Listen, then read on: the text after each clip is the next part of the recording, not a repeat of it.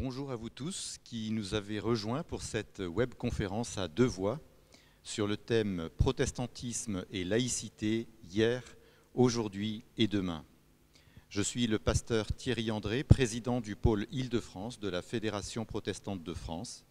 Et au nom du comité directeur de ce même pôle, je suis heureux de vous adresser une cordiale bienvenue.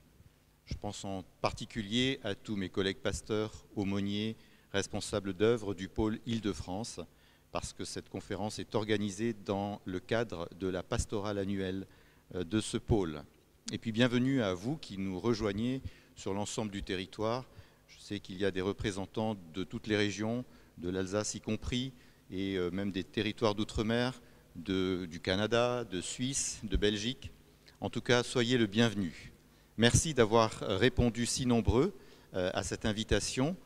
Et on va passer un temps particulier sur ce sujet si important. Je vous indiquerai dans quelques instants la raison d'être de cette conférence, mais avant tout, je tiens à remercier nos deux intervenants de cette conférence, le pasteur François Claveroli, président de la Fédération protestante de France, et Nicolas Cadenne, rapporteur général de l'Observatoire de la laïcité. Merci à tous les deux de venir enrichir de vos compétences le contenu de cette conférence. Merci également au comité directeur du pôle Île-de-France de la Fédération protestante d'avoir validé le sujet de cette conférence et d'avoir contribué à sa mise en place pratique. Alors, je voudrais dire quelques mots sur le contexte dans lequel s'inscrit cette conférence. Chaque année, au mois d'avril, le pôle Île-de-France de la Fédération protestante organise une journée de pastorale qui rassemble une centaine de pasteurs, d'aumôniers, de responsables d'œuvre pour une journée de communion fraternelle, mais aussi de travail et de réflexion sur un thème particulier. L'année dernière, au mois d'avril, nous avions déjà invité Nicolas Cadenne afin qu'il vienne nous parler sur les enjeux de la laïcité, mais cette conférence a été annulée en raison de la mise en place du premier confinement strict de 2020. En ce début d'année 2021, en dépit des circonstances toujours incertaines, nous avons malgré tout pris la décision de maintenir cette conférence, mais sous un format webinaire afin de le rendre accessible au plus grand nombre sans avoir à se déplacer. Alors au départ, nous pensions limiter ce webinaire au seul pôle Île-de-France, mais très vite l'idée s'est imposée de proposer aux autres pôles fédératifs présents sur le territoire national de bénéficier du contenu de cette conférence. Et à cet égard, je voudrais saluer la présence des acteurs et des représentants des différents pôles FPF de l'ensemble du territoire, pôle Bretagne, Bordeaux, Toulouse, Cévennes, Alès, Marseille, Alpes-Maritimes, Montélimar, Grenoble, Lyon et Île de la Réunion. Et puis, comme nous ne sommes pas égoïstes et que nous aimons partager, nous avons décidé aussi d'ouvrir cette conférence au-delà de la Fédération protestante de France parce que nous avons été sollicités par de nombreuses personnes nous demandant s'ils pouvaient participer malgré tout à cette conférence. Le sujet intéresse, car oui, notre spécificité française en termes de laïcité intéresse et interpelle. Alors pourquoi le choix de ce sujet ? Tout d'abord parce que le protestantisme français, que ce soit par le fait de personnalités individuelles, protestantes individuelles, ou depuis maintenant plus d'un siècle par le biais de la Fédération protestante de France, entre autres, le protestantisme français donc a jalonné l'histoire et marqué l'histoire de la nation française. Et souvenons-nous en particulier du rôle joué par les protestants dans la mise en place de la loi 1905. Et puis le 22 septembre 2017, lors de son discours à l'Hôtel de Ville de Paris dans le cadre des 500 ans de la Réforme, le président Emmanuel Macron a rappelé que, et je le cite, « le sang des protestants coule dans les veines de la France ». Il a déclaré également dans ce même discours « Nous avons besoin que vous restiez la vigie de la République ». Alors, le sang, la vigie, deux images surprenantes mais parlantes. Le sang parce que c'est ce liquide invisible à l'œil nu mais qui circule dans un organisme et en est vecteur de vie. Et puis, le terme de vigie, le dictionnaire nous dit que c'est un matelot placé en observation au sommet d'un mât sur un navire ou alors à la proue de ce navire. L'image souligne à la fois l'humilité nécessaire pour être à ce poste, l'inconfort qui en résulte, mais aussi la mission déterminante qui y est adjointe. Le Christ lui-même a donné deux images surprenantes dans ses évangiles à ses disciples. Alors ce n'était pas aux protestants, c'est vrai, mais c'était à ses disciples. Il a dit, c'est vous qui êtes le sel de la terre et la lumière du monde. Alors que ce soit le sang, que ce soit vigie, sel, lumière, en fait, ces quatre vocables nous parlent d'influence. Enfin, l'actualité de ces derniers mois, avec l'assassinat au mois d'octobre de Samuel Paty, enseignant dans un collège d'Île-de-France, ou l'arrivée au Parlement du projet de loi confortant les principes républicains avec le plaidoyer que la FPF a produit, tout cela, en fait, nous a conduit au sein du comité directeur de la FP Île-de-France à proposer pour la conférence annuelle de sa pastorale un thème qui soit en lien avec le cœur de métier de la FPF, à savoir continuer avec beaucoup de détermination, de courage, mais aussi d'humilité, à être présent et acteur au sein de l'espace public. Nous avons donc réitéré notre invitation à Nicolas Cadenne, mais nous avons également décidé d'y adjoindre les compétences du président de la FPF, le pasteur François Claveroli. Je vais dans quelques instants leur laisser toute la place, mais je voudrais d'abord vous donner quelques indications techniques concernant le déroulement de cette conférence. Alors tout d'abord pour vous dire qu'elle est enregistrée et qu'elle sera disponible pendant 14 jours suite à cette journée et vous pourrez donc la réécouter. Ensuite, après mon intervention, Nicolas Cadenne interviendra dans un premier temps pendant 20 à 25 minutes, puis ce sera le tour du pasteur François Claveroli pendant 20 à 25 minutes également, et nous aurons ensuite un temps d'échange avec les intervenants. Et pour cela, vous êtes invités non pas à poser vos questions sur le chat de la chaîne, mais à les envoyer au numéro de téléphone qui va apparaître sur votre écran, à les envoyer par SMS au 06 70 84 42. Je répète, 06 70 84 42 84. Alors merci de donner vos noms, prénoms, mais aussi votre fonction, la région ou le pays d'où vous venez. Formulez des questions brèves, pertinentes, et je ne peux pas vous garantir, vu le nombre de participants à cette webconférence, que votre question sera forcément posée, mais ce sera lié à l'ordre d'arrivée des questions par SMS. Voilà, je vous remercie pour votre présence encore une fois. Je vous remercie pour votre attention et nous allons donc continuer avec notre premier intervenant, Nicolas Cadenne, qui a écrit un livre que je voudrais présenter qui dit « En finir avec les idées fausses sur la laïcité » et qui est paru au mois d'octobre 2020. Alors, dans ce livre, il aborde 95 idées fausses. Alors, je me suis demandé s'il fallait les mettre en parallèle avec les 95 thèses de Martin Luther placardées sur la porte de l'église de Wittenberg, mais voilà, c'est juste une imagination peut-être que j'ai. Je laisse la place maintenant à Nicolas Cadenne. Bienvenue.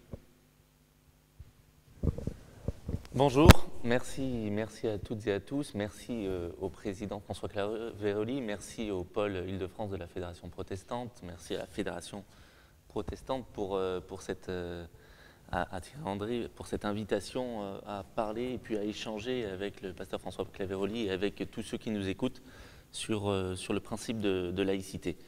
Avant d'en venir au vif du sujet, justement, je voudrais simplement quand même rappeler qu'est-ce qu'est l'Observatoire de la laïcité que je représente aussi aujourd'hui en tant que rapporteur général.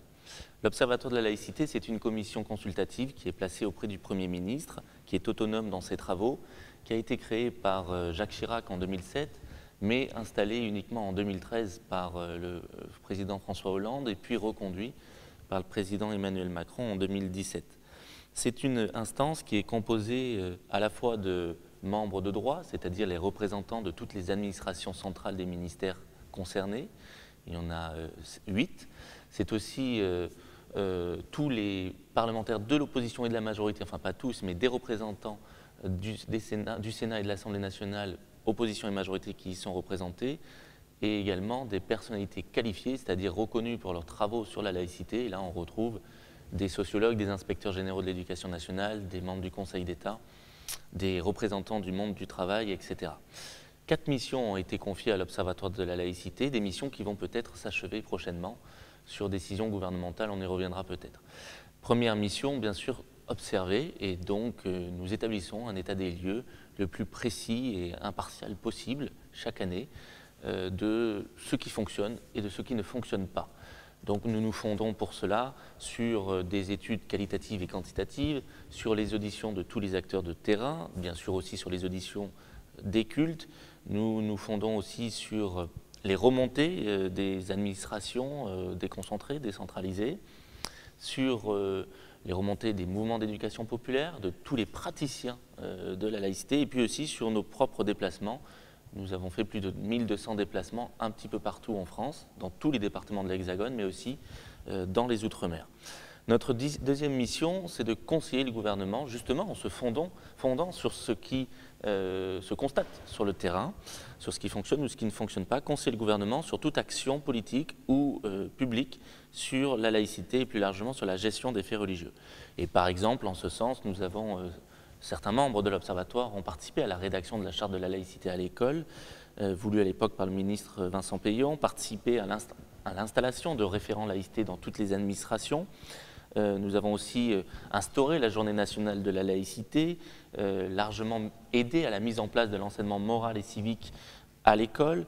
Nous soutenons d'ailleurs aussi le renforcement de l'enseignement laïque des faits religieux à l'école. Nous avons aussi permis certaines évolutions d'ordre réglementaire ou législatif, comme l'abrogation du délit de blasphème en Alsace-Moselle, ou d'autres évolutions comme, et ça a pu créer débat avec certains cultes, l'obligation de formation à la laïcité de tous les aumôniers rémunérés de tous les cultes à partir de 2017, et puis aussi des ministres du culte étranger, en particulier des imams détachés, à partir de 2016.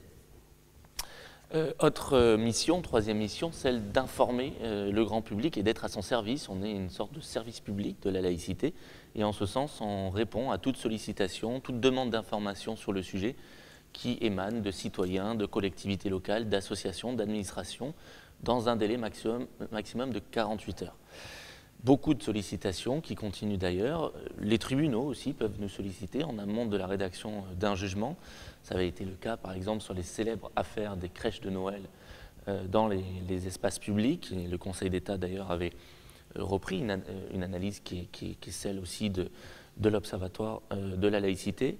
Nous avons édité en ce sens d'informations énormément de guides pratiques, d'outils pédagogiques, réalisé des vidéos pour mieux comprendre ce qu'est la laïcité, pour effectivement aussi essayer de revenir sur tout un tas d'idées fausses sur ce sujet, car c'est un sujet très vif, très largement traité dans l'actualité, mais pas toujours bien traité, avec énormément d'idées fausses qui se répandent et qui se diffusent. Et on dispose d'un site internet, laïcité.gouv.fr, régulièrement le plus visité de la plateforme gouvernementale, et qui permet à tout un chacun de s'y retrouver en termes de laïcité et d'avoir accès gratuitement à tout un tas d'outils pédagogiques. Et notre dernière principale mission, c'est celle de formation. Donc on a aussi été installé pour former le plus grand nombre, ou permettre la formation du plus grand nombre. En ce sens, nous avons souhaité, demandé et puis obtenu la démultiplication partout sur le territoire de diplômes universitaires sur la laïcité et sur les faits religieux. Il y en a 32 aujourd'hui en France et notamment bien sûr dans les Outre-mer. Nous avons aussi recommandé puis conçu ou co-conçu différents plans nationaux de formation à la laïcité, dont le plus connu est le plan Valeurs de la République et laïcité, dont le pilotage a été confié à l'Agence nationale de la cohésion des territoires.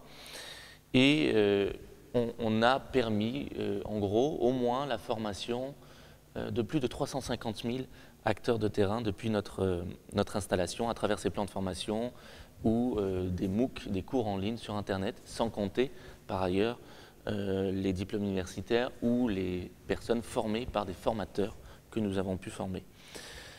Voilà, ça c'était donc pour présenter rapidement ce qu'est l'Observatoire de la laïcité, sachant qu'effectivement, il est possible que ces missions se terminent ce mois-ci, puisque a été annoncé par la ministre déléguée à la citoyenneté un souhait de transformer l'Observatoire en 2 nouvelles structures, donc de mettre un terme à l'Observatoire pour créer à la place 2 nouvelles structures, sachant que le mandat des membres, personnalités qualifiées et du président de l'Observatoire s'est achevé le 4 avril dernier. 2 structures qui seraient une administration peut-être auprès du ministère de l'Intérieur et un haut conseil à la laïcité.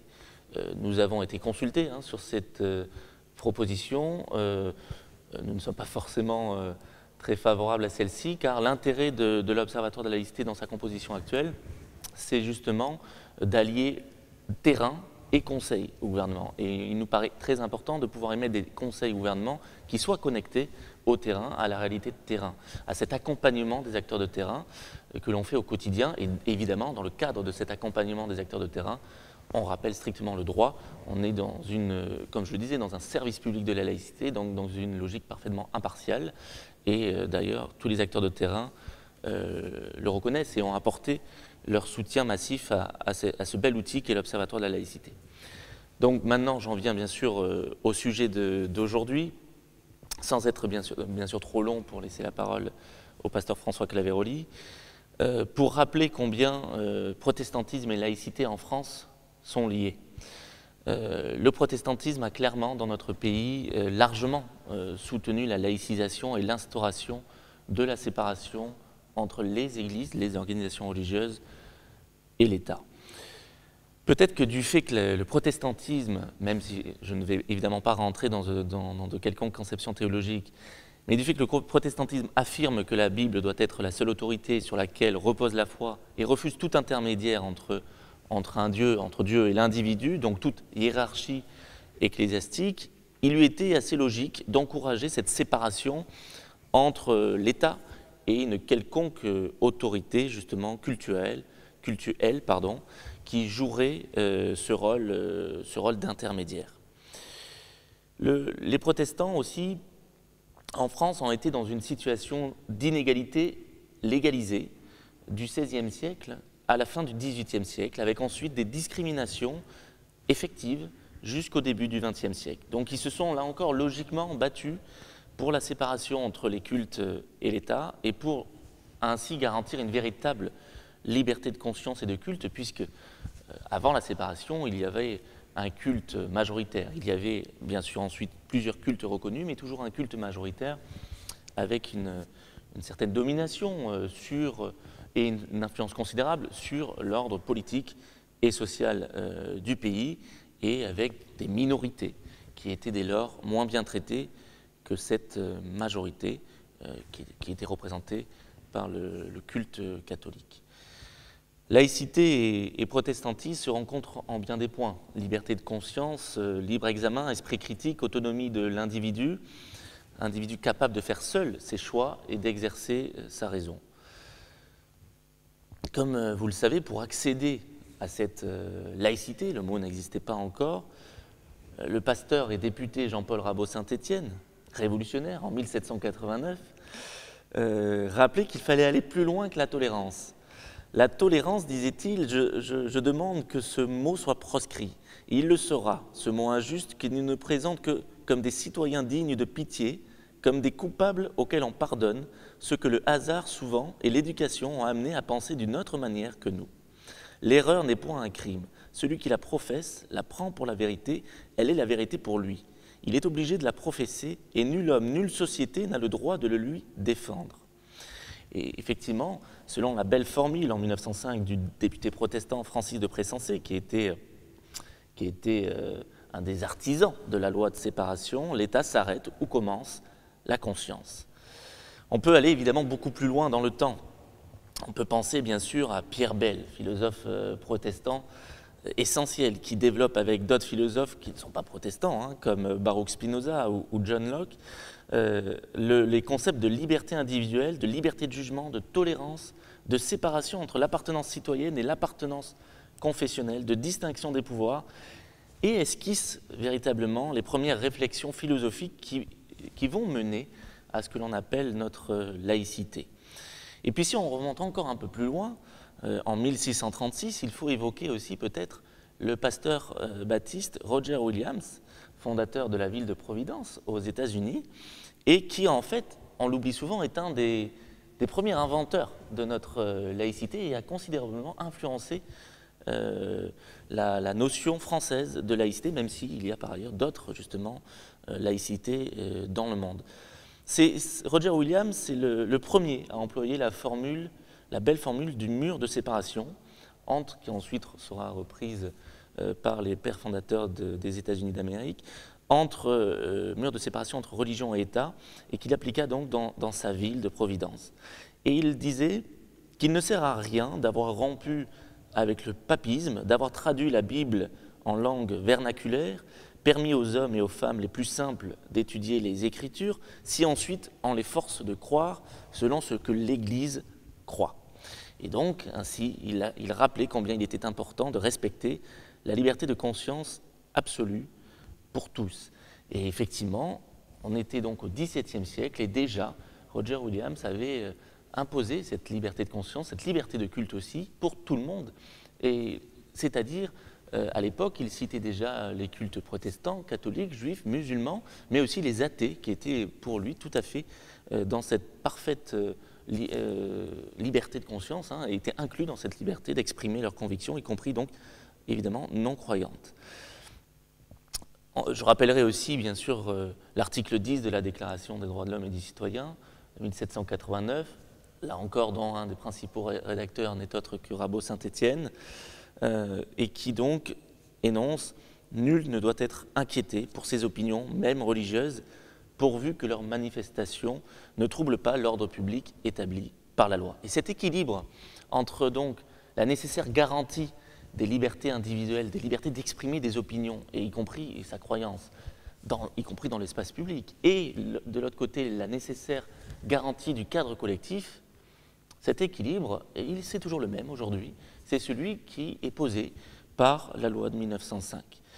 En 1795, ensuite, c'est un autre protestant, c'est François-Antoine de Boissy d'Anglas, qui était un Ardéchois, qui impose la première séparation en France entre les églises et l'État, qui impose aussi la liberté de culte, donc par un décret, c'était l'équivalent d'une loi, qui énonce notamment que l'exercice d'aucun culte ne peut être troublé et que la République n'en salarie aucun. Et là, c'est quand même étonnant parce qu'on retrouve les mêmes termes, exactement les mêmes termes, que ceux qui seront repris plus de 110 ans plus tard, en 1905, avec la loi du 9 décembre 1905. Et donc, après ensuite un siècle de recul et d'avancées successives selon les régimes de l'idée de laïcité, on pourrait d'ailleurs évoquer, là encore, certaines personnalités protestantes, comme Guizot, eh bien, finalement, en 1905, on a enfin cette loi de compromis qui s'impose et qui est conclue essentiellement grâce à la détermination d'Aristide Briand, de Jean Jaurès, de Clémenceau, mais aussi, là encore, de protestants, il faut le reconnaître, Francis de Pressensé, Ferdinand Buisson. Et puis on pourrait également, si on va au-delà de la sphère parlementaire, citer l'engagement, le soutien massif, d'abord du directeur des cultes de l'époque, Louis Méjean, et aussi, bien sûr, du philosophe Raoul Allier. Voilà donc pour ce petit aperçu de ces liens très étroits en France entre protestantisme et laïcité, mais je ne veux pas être plus long, je laisse la parole au pasteur François Cléveroli pour ensuite laisser le temps à notre échange.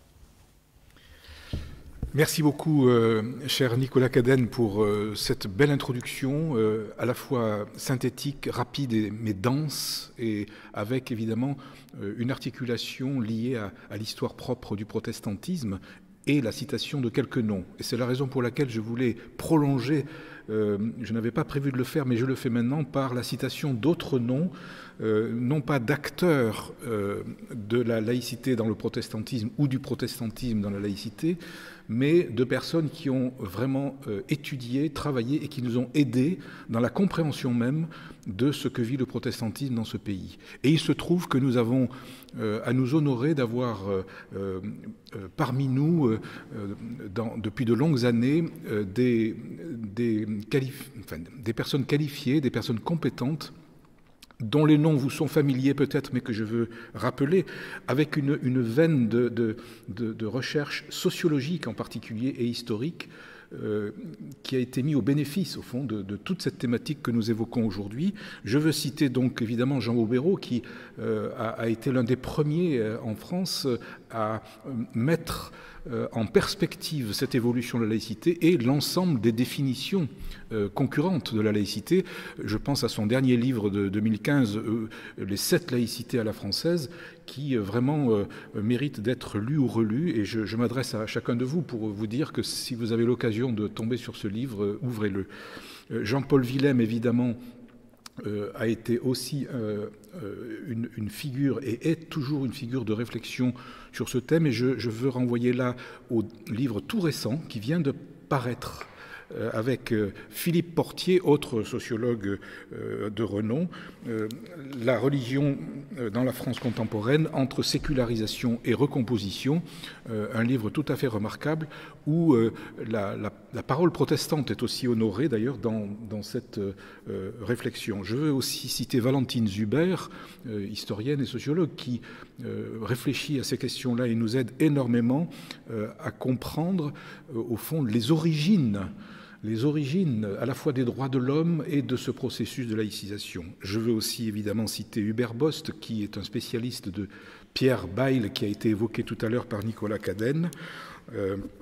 Et puis, je ne peux pas ne pas citer, alors là c'est, j'allais dire, au quotidien du travail, mais aussi dans la réflexion, Jean-Daniel Roch, historien, qui est aussi président de la commission droit, liberté religieuse de la Fédération protestante de France, et qui a écrit un livre, La foi et la loi, qui nous aide énormément dans la compréhension. Si j'insiste sur ces noms, c'est aussi pour dire que la réflexion n'est jamais terminée sur ce sujet. Et voilà comment j'arrive à mon intervention de ce matin pour vous dire au fond que la question de la laïcité ou la question du rapport de la religion à la laïcité est passée d'un temps, on pourrait dire, de consensus à un temps que nous vivons maintenant qui est véritablement un temps de dissensus.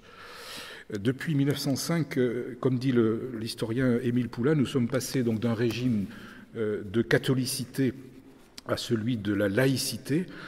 Et il écrit, je le cite, « Aux sources intellectuelles de cette idée de laïcité comme liberté de conscience se trouve la philosophie des Lumières, qu'on a évoquée à l'instant, et son combat pour supprimer toute discrimination, même religieuse, et là il fait référence à l'article 10 de la Déclaration, même religieuse, en ouvrant l'espace public sans condition préalable d'orthodoxie.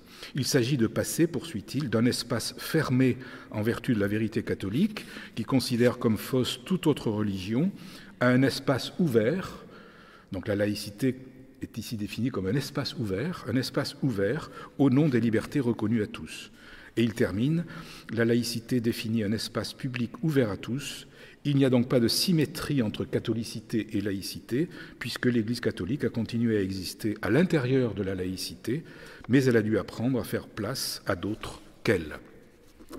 Et de ce fait, il est vrai que chaque confession, donc le protestantisme y compris, s'est trouvée placée dans cet espace, à équidistance des autres religions, mais aussi des pouvoirs, dans un rôle que toutes les confessions ont dû apprendre à assumer publiquement et de plus en plus ensemble. D'ailleurs, nous le vérifions depuis de longues années avec ces rencontres régulières entre responsables religieux et aussi avec les autorités de l'État. La laïcité a donc mis fin à un régime de monopole et le protestantisme se tient engagé, j'allais dire, dans cette performance de la laïcité, non seulement par intérêt, parce le protestantisme avait un intérêt à cette mutation vers la laïcité, comme les autres partenaires, mais aussi par conviction.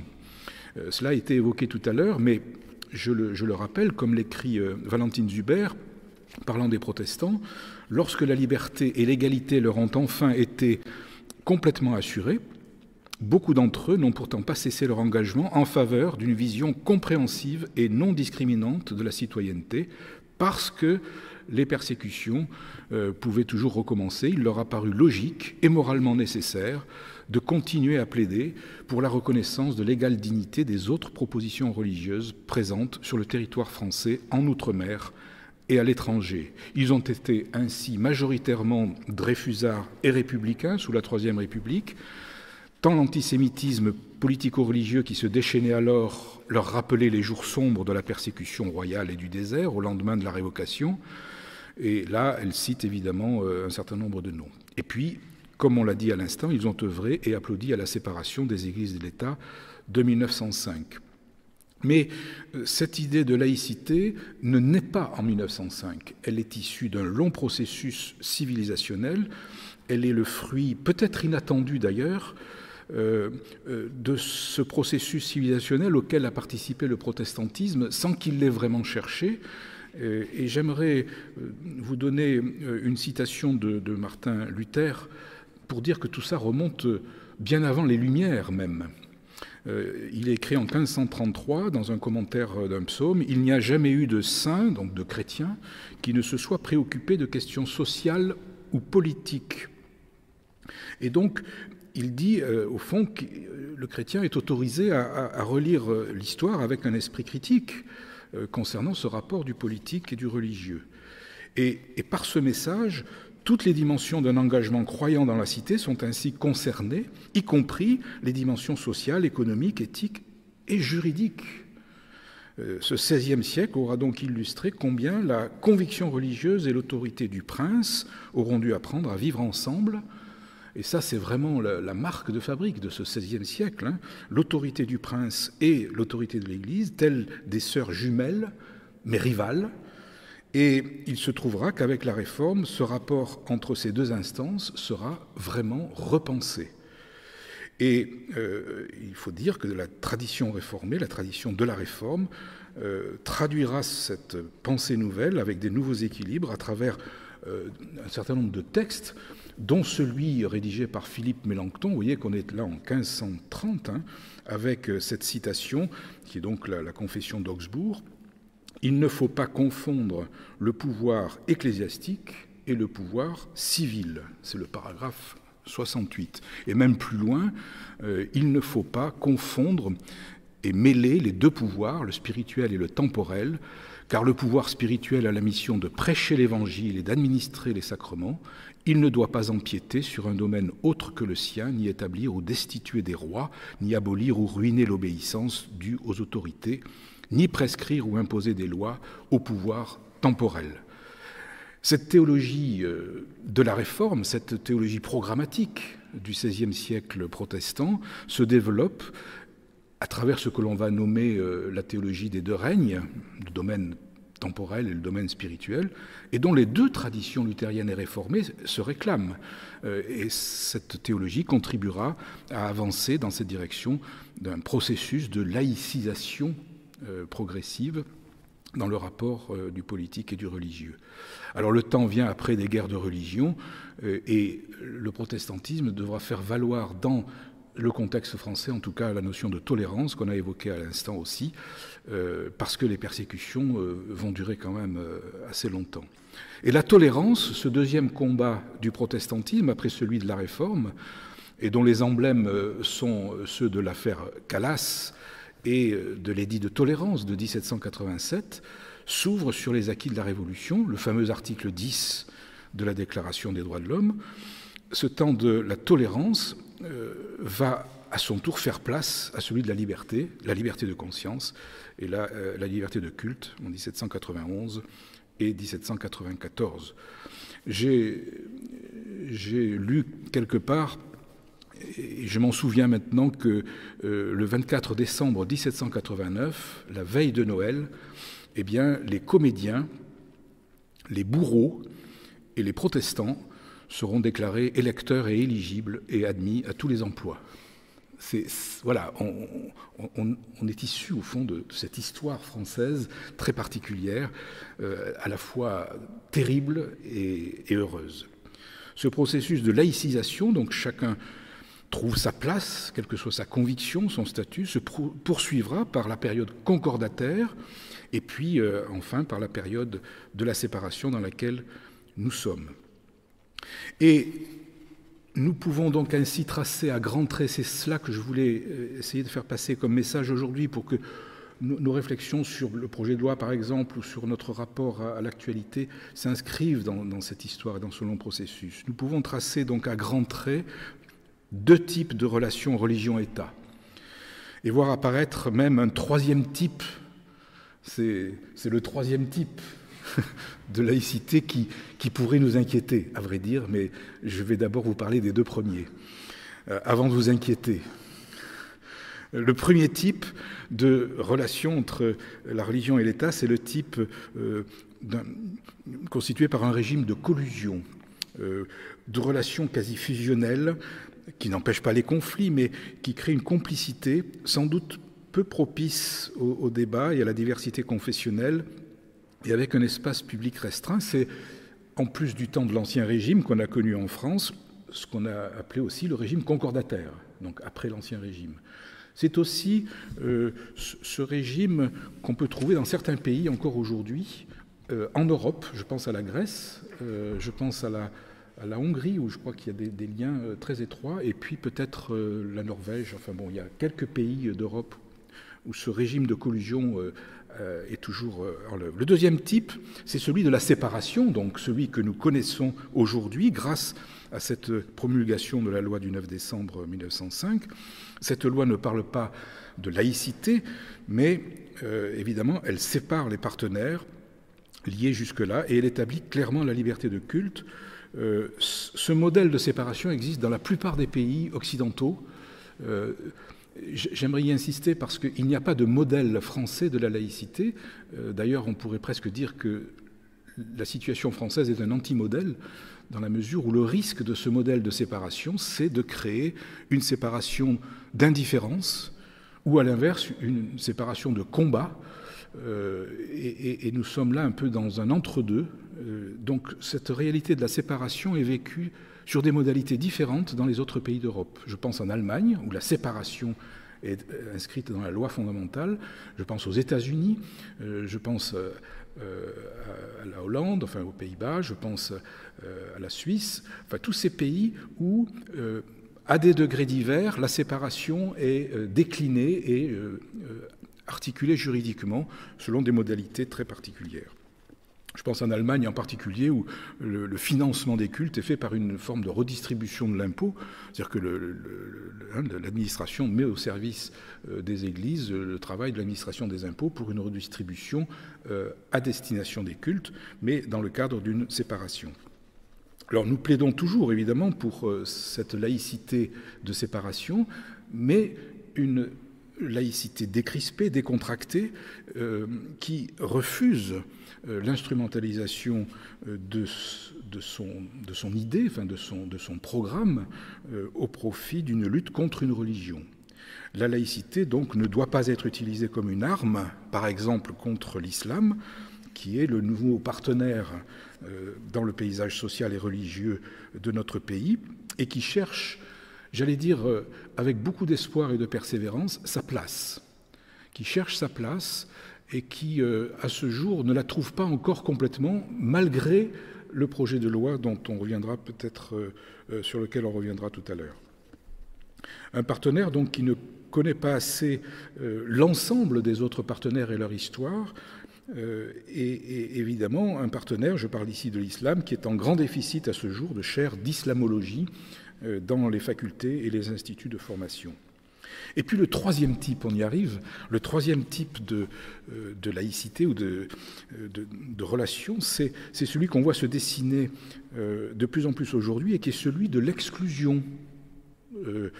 Pour reprendre les mots du politologue Olivier Roy, ou de l'exculturation, un néologisme, je trouve, très parlant. Je crois qu'il a été mis en œuvre par Daniel Hervieux-Léger, la sociologue. Donc une relation avec le pouvoir qui pourrait ne plus être qu'un vague lien, une référence presque effacée dans la mémoire oublieuse d'une république qui serait entrée de plein pied dans l'ultramodernité, comme dit Jean-Paul Villem, une ultramodernité d'où l'Église, ou d'où les religions, d'où le référent chrétien ne serait plus que facultatif, consultatif, ou même parfois déconsidéré. Et alors là, le protestantisme plaide pour une laïcité de reconnaissance et de débat, et non pas d'indifférence ou de mépris. Une laïcité de reconnaissance et de débat, c'est l'expression du sociologue Jean-Paul Villem, une laïcité non pas d'incompétence, mais d'intelligence, comme dit Régis Debray, une laïcité donc qui refuse de courir le risque de déserter le terrain de la rencontre et du dialogue, une laïcité refusant surtout, et il est grand temps de s'en rendre compte, d'humilier les cultes et d'en dénier la valeur symbolique. C'est un propos que je tiens régulièrement, et vous le savez, je pense que vous l'avez entendu à plusieurs reprises, selon lequel il nous est impératif de rappeler que les religions ne doivent pas être assignées à résidence à l'obscurantisme, à l'irraison, à la folie ou à l'irrationnel, mais les religions doivent entrer de plein pied dans le débat avec la République, arrimée à la raison critique, de la même façon que la République doit parler aux religions, elle-même aussi arrimée à la raison critique, et non pas simplement marquée par des présupposés négatifs. En conclusion, donc, je formule ce propos en quelques mots. Nous avons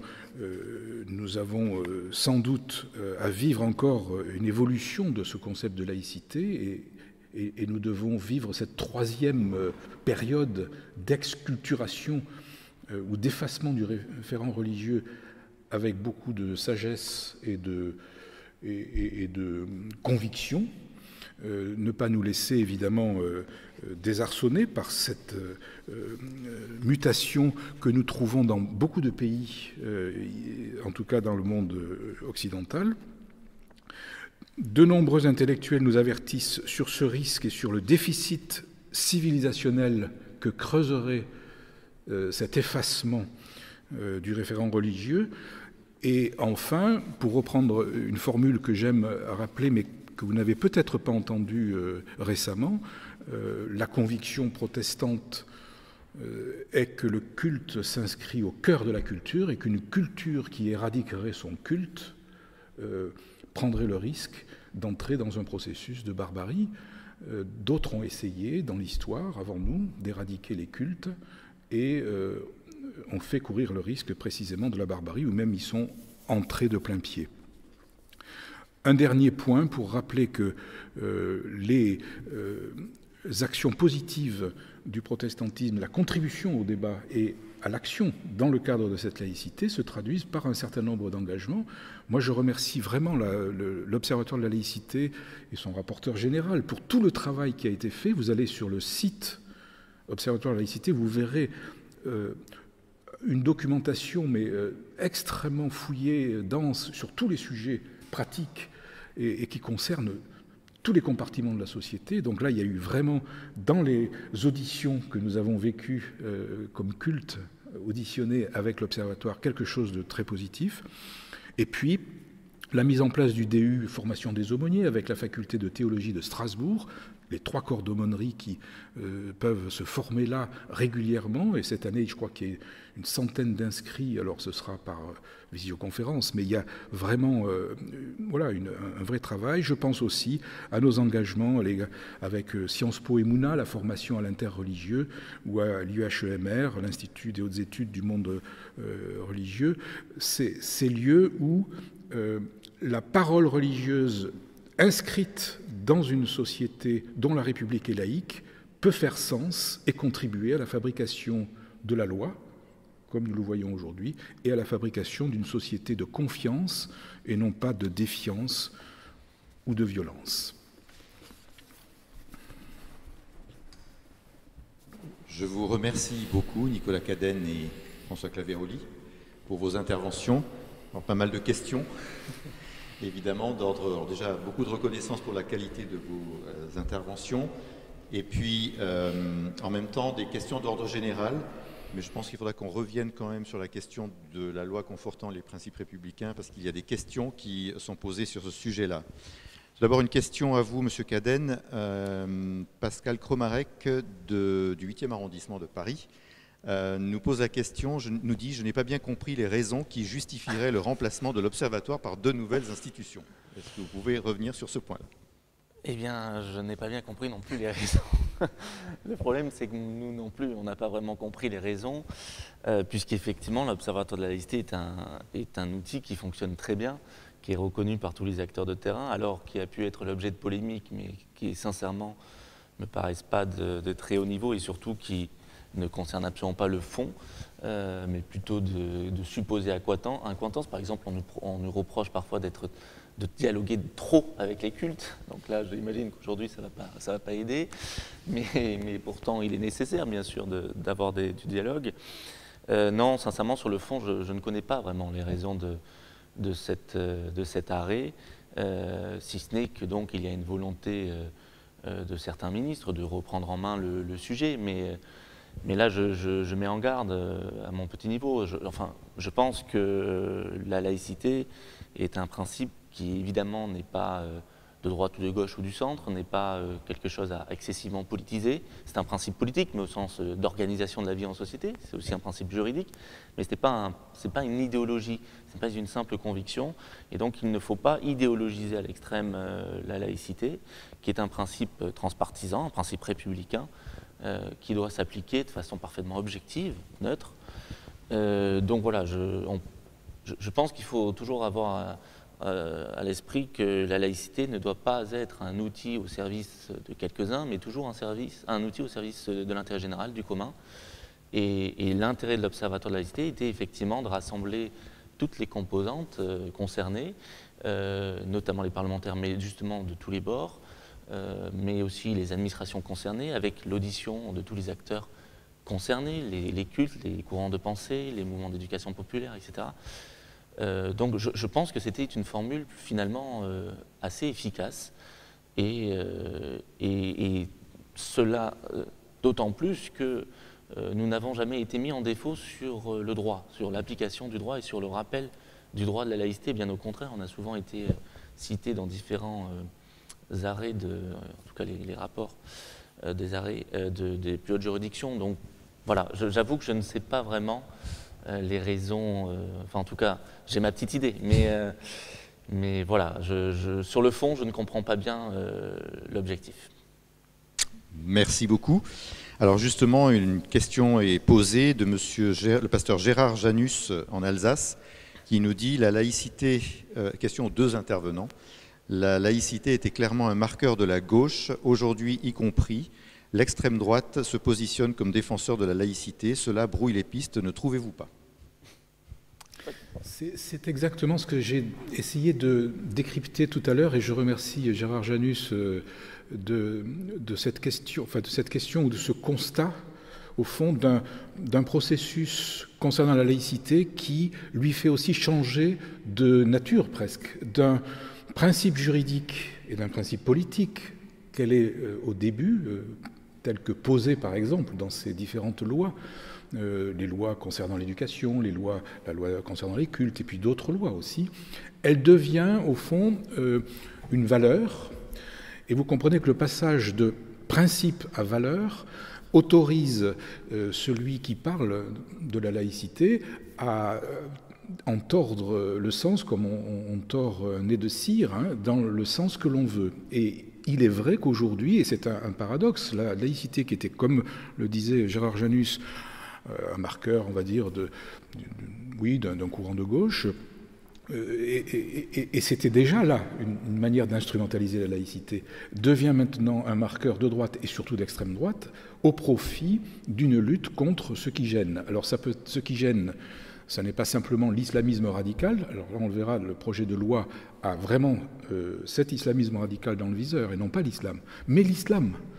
Et là, il y a un vrai danger, hein, au fond, où la représentation nationale pourrait parler de la laïcité en instrumentalisant cette thématique, non plus selon ce que nous a rappelé l'Observatoire de la laïcité depuis des années et des années, selon le droit et les principes de droit, mais selon des options politiques. Oui, tout à fait. Non, simplement pour ajouter, je crois que sur le sujet de la laïcité, chacun a toujours souvent tendance à mettre en avant ses propres visions subjectives et à en faire la laïcité dans l'absolu.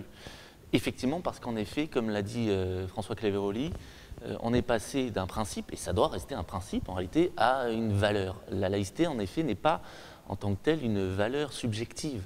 La laïcité, c'est un principe qui va permettre la déclinaison des valeurs républicaines vis-à-vis des convictions, un principe qui va garantir la liberté de conscience, de croire, de ne pas croire, de ne plus croire, de recroire, de ce que vous voulez, l'égalité de toutes et tous, quelles que soient leurs convictions ou leurs croyances, et qui va concourir à l'idéal républicain de fraternité parce que justement, il garantit l'égalité en droit et en devoir de toutes et tous. Et aussi, il garantit le respect de l'autre dans sa croyance. On peut critiquer une croyance, mais on respecte l'autre dans sa croyance, c'est-à-dire qu'on n'insulte pas l'autre parce qu'il serait de telle croyance.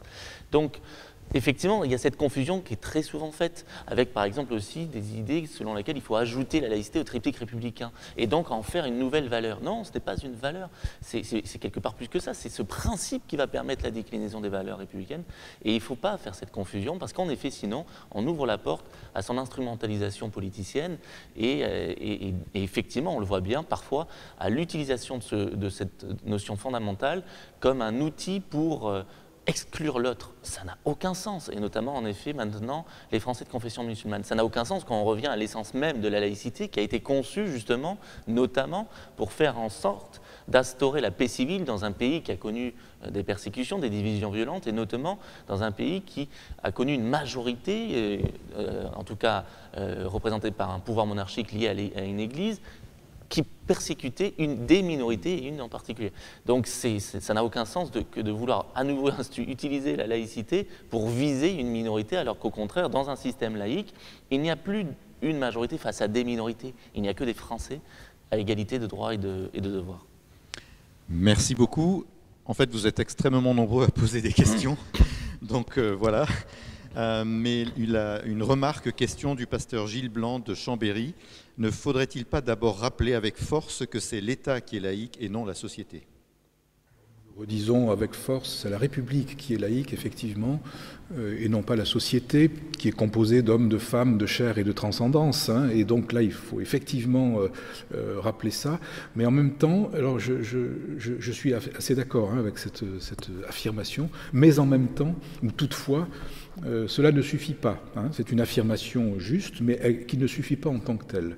Parce que la société aussi doit veiller à ce que le religieux n'empiète pas sur l'espace public, c'est-à-dire que l'espace public ne soit pas saturé par le religieux, et que le religieux ne soit pas non plus humilié par l'autorité publique. Et donc il y a dans la société des équilibres aussi à trouver, et je pense ici à tout ce qu'a rappelé aussi l'Observateur de la laïcité concernant la laïcité dans l'entreprise, la laïcité à l'hôpital, la laïcité dans l'enseignement, la laïcité dans les aumôneries, enfin tous ces lieux où la question religieuse est posée en lien avec la République laïque. Et donc voilà, il faut arriver à ajuster ce discours dans les situations pratiques que nous connaissons dans nos sociétés. Mais c'est vrai que, je le rappelle de temps en temps, mais la loi de 1905 établit le culte public et non pas le culte privé. Souvent, vous savez, on entend dire, écoutez, les religions regardent les gens chez eux. Enfin, faites les cultes à la maison. Tout cela est du domaine de l'espace privé. Eh bien, c'est faux. Le culte est public. D'ailleurs, les portes des temples peuvent rester ouvertes, un peu comme les portes des mairies au moment du mariage. N'importe quel citoyen peut entrer et venir. Quand le culte est célébré le dimanche, il est public. Et je crois que cette publicité du culte établie par la loi de 1905 doit être rappelée sans cesse, parce qu'elle vaut pour le culte chrétien, catholique, protestant, orthodoxe, mais aussi pour le culte juif, pour le culte musulman et pour les autres cultes qui arrivent dans notre pays. On pense au bouddhisme. Le bouddhisme, c'est plus d'1 million de personnes dans notre pays. Et puis l'hindouisme, qui est en train aussi d'arriver progressivement par le fait des migrations. Juste, effectivement, pour compléter, je préciserai qu'effectivement, il y a une idée fausse très répandue, qui est cette confusion entre la neutralité de l'espace public et la neutralité dans l'espace public. Il n'y a pas de neutralité dans l'espace public, il y a une neutralité de l'espace public. C'est-à-dire que tout ce qui appartient à l'administration publique, à l'autorité publique, est neutre. On ne va pas effectivement déposer de symboles religieux sur la façade d'une mairie, par exemple. Ça, c'est une évidence. Tous ceux qui exercent la mission de service public sont neutres parce qu'ils représentent l'administration publique. Mais en revanche, les citoyens sont libres dans l'espace public d'avoir des opinions, quelles qu'elles soient, pas forcément d'ailleurs que religieuses, et de les exprimer et de les afficher. Alors évidemment, tout cela, bien sûr, dans le respect de l'ordre public. Donc quand il y a des manifestations syndicales, politiques ou religieuses dans la rue, eh bien, elles sont déclarées préalablement, évidemment, pour qu'elles puissent être encadrées et que tout se déroule bien. Mais il ne faut pas effectivement faire cette confusion entre la neutralité de l'espace public, de l'autorité publique, de la sphère administrative et dans l'espace public, puisque là, dans l'espace public, les citoyens, grâce bien sûr à notre régime de liberté, sont libres d'exprimer leurs opinions, même religieuses, dit l'article 10 de la Déclaration des droits et du citoyen, dès lors qu'ils ne les imposent pas à autrui, dès lors qu'ils ne troublent pas l'ordre public. Merci beaucoup. Alors on a des questions qui ont trait à l'Alsace-Lorraine. Moselle.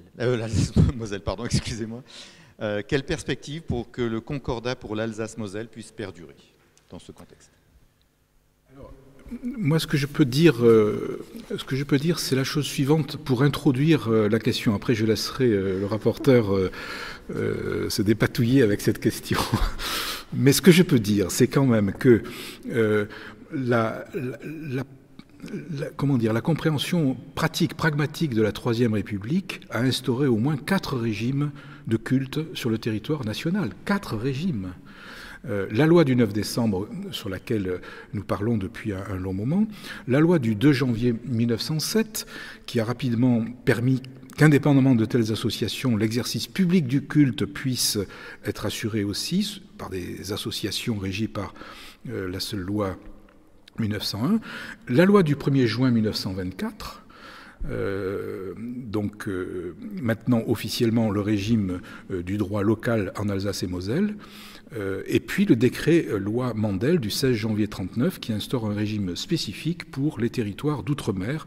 Voilà. Donc on est, si vous voulez, sur une république laïque qui assume non seulement son histoire, mais aussi sa diversité de gestion juridique de la question religieuse.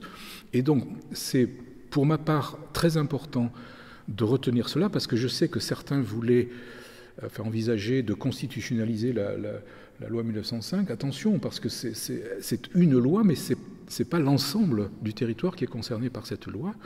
Et puis je rappelle enfin dans l'histoire que la loi 1905 ne s'était pas appliquée par exemple à l'Algérie, qui était pourtant départementalisée avant l'indépendance. Et ça veut dire donc que la République sait s'adapter et comprendre la diversité de son histoire sans être dogmatique. Voilà, ça c'est une ouverture que je laisse pour dire au fond, j'ai une affection très particulière pour l'Alsace, et donc je suis assez favorable à ce que ce régime puisse se poursuivre, à vrai dire, hein, parce que je ne vois pas vraiment les motifs, sinon des motifs financiers, parce que c'est l'argument qui est utilisé. L'ensemble des impôts du pays servent à faire vivre ce droit local. Voilà, c'est une solidarité de la nation à l'égard d'une région. C'est là aussi un héritage de l'histoire. Donc pour poursuivre sur ce sujet complexe, effectivement, en rappelant que, on le sait bien, l'Alsace-Moselle, 3 départements, Bas-Rhin, Haut-Rhin, Moselle, n'étaient pas français au moment de l'adoption des lois laïques à l'école 1880, 82, 1886 et de la loi de 1905 suite à la défaite de Sedan, et donc au fait que ces départements étaient allemands. Quand ils sont revenus sous le giron de la République en 1918 après la Première Guerre mondiale, les représentants de ces départements ont demandé effectivement à garder ce régime local qui est en fait un mélange de droit concordataire et articles organiques de 1801 et 1802 et de droit local allemand. Donc, effectivement, on a maintenu ce régime dérogatoire qui est une survivance historique.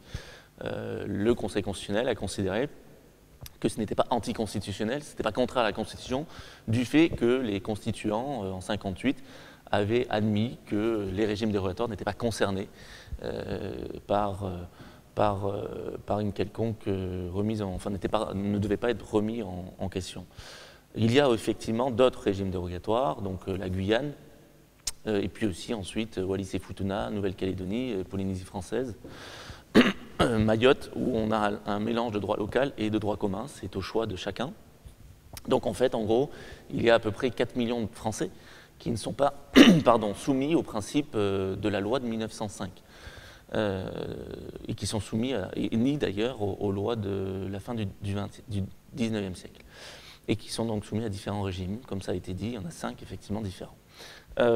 Après, je pense, pour ma part, et pour l'Observatoire, nous pensons quand même qu'il faut progressivement aller vers un système qui soit homogène, parce que ces survivances historiques avaient des raisons évidentes au départ, mais elles ne les ont plus aujourd'hui. Et en plus, les populations ont largement bougé. Mais il faut y aller progressivement. Et donc, ce qu'on avait proposé pour l'Alsace-Moselle et qui a déjà été mis en œuvre, c'est par exemple de revenir sur des points qui posaient, à notre sens, question du point de vue des principes fondamentaux qui fondent la laïcité, notamment par exemple la liberté de conscience. Il était important que l'enseignement religieux soit facultatif à l'école, parce qu'on ne peut pas imposer à un enfant de suivre un enseignement religieux. En revanche, ça renvoie à une autre idée que sur le coup, il faut imposer, c'est l'enseignement laïque des faits religieux. Ça, c'est très important. Et normalement, ça doit se développer dans tous les établissements scolaires de France, et ce n'est pas le cas, parce que les enseignants eux-mêmes ne sont pas formés à ces faits religieux. Et donc, l'Observatoire, depuis des années, demande le renforcement des formations des enseignants à l'enseignement laïque des faits religieux, car cette matière est essentielle pour mieux comprendre la diversité des courants de pensée et des courants religieux, leur diversité de pratiques, l'influence qu'ils ont sur les affaires du monde, dans l'histoire et sur les faits contemporains. C'est absolument essentiel de traiter des faits religieux en tant que faits sociaux, et ça, ce n'est pas suffisamment fait. De même, nous avons proposé et obtenu l'obtention de l'abrogation du délit de blasphème, parce qu'il pouvait quand même apparaître étonnant d'avoir encore un délit de blasphème dans un régime juridique français, et c'était le cas, même si heureusement il n'était pas appliqué, en Alsace-Moselle. Donc il est désormais tout à fait abrogé. De même qu'il apparaissait normal que la peine encourue lorsqu'on perturbe un office religieux soit le même dans la France de l'intérieur, comme les appellent les Alsaciens mosellans, et là-bas. C'est ce que nous avons également mis en place. Donc voilà, des évolutions progressives de cet ordre-là me paraissent quand même utiles et nécessaires. Mais après, effectivement, oui, il y a différents régimes juridiques qui ont eu une réalité historique et un sens historique. Après, un petit rappel sur la loi de 1905, elle devait s'appliquer au département algérien. C'était prévu par la loi elle-même, qui d'ailleurs prenait en compte tout à fait le culte musulman. D'ailleurs, cette loi prenait en compte tout culte éventuel. C'est pour ça qu'elle est formidable, cette loi, et qu'elle est adaptée à toute évolution sociétale, en tout cas dans ses principes fondamentaux, puisque justement elle ne nomme aucun culte et qu'elle s'applique à tout culte. Et elle devait donc s'appliquer dans les départements algériens, très majoritairement évidemment de confession musulmane. Et c'est l'État français qui est revenu dessus et qui a lui-même créé des dérogations dans son droit, pour des raisons, là, sur le coup, très politiques, qui étaient de contrôler le culte musulman face au risque, selon lui, État, de velléité indépendantiste via le culte musulman. Donc, il voulait contrôler le culte pour éviter ces velléités indépendantistes. Voilà, ça c'est aussi un rappel intéressant à avoir en tête, parce qu'en réalité, on se rend compte que ça aurait sans doute été bien plus positif que d'appliquer la loi de 1905 dans les départements algériens, qui était en plus une loi demandée par la population algérienne, qui souhaitait cette séparation et être traitée de la même façon que les citoyens de l'Hexagone. Voilà, donc c'est... Voilà. Merci beaucoup. Alors je vais maintenant poser une question qui nous entraînera sur le sujet chaud de l'actualité, qui est le projet de loi, puisqu'il y a beaucoup de questions sur ce sujet-là. Donc cette question, elle est du général Jean-Fred Berger, président de la commission d'accompagnement de l'aumônerie des armées de la Fédération protestante de France. La question est la suivante. Nos hommes politiques en France se sont de plus en plus éloignés, voire coupés des réalités spirituelles et donc de toutes les questions religieuses. La lutte contre le terrorisme produit par l'islamisme les encourage vers une laïcité de contrôle, entre guillemets, qui fait courir le risque à notre pays de rejoindre les pratiques des régimes autoritaires, voire totalitaires du XXe siècle à l'égard des religions et des cultes. Comment agir efficacement en 2021 ? Voilà, je pense que le général Berger a bien posé le cadre général, c'est le cas de le dire, d'un sujet extrêmement complexe. Pour essayer d'avancer, je crois qu'il faut tenir deux choses en même temps, deux principes en même temps. Le principe de sécurité, il est vrai que la société occidentale, de manière générale, l'Europe en particulier, et la France, courent des risques liés à la sécurité par le fait même de projets politiques radicaux inspirés par un islam dévoyé. Donc ce projet politique de l'islam radical doit être combattu de manière ferme, claire, sans faiblir, avec les moyens de la République. Et je l'ai déjà dit à plusieurs reprises, publiquement et devant les autorités, il est clair que nous ne pouvons pas rester inactifs devant ces projets politiques qui ne cachent pas leur ambition et qui se traduisent aussi par des initiatives qui mettent en péril le vivre ensemble de la société. Donc ça, c'est le premier principe. Le deuxième, c'est celui de la liberté. Et le général Berger le dit dans son propos, ça n'est pas parce que la sécurité doit être un principe bien clair et bien établi et armé au sens juridique du terme que la liberté doit être oubliée.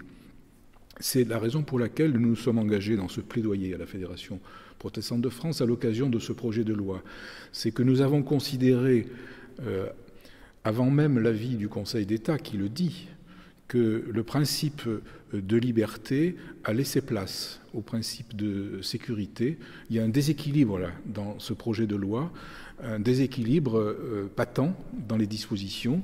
Alors, nous sommes entre deux. Le Sénat vient de terminer son travail.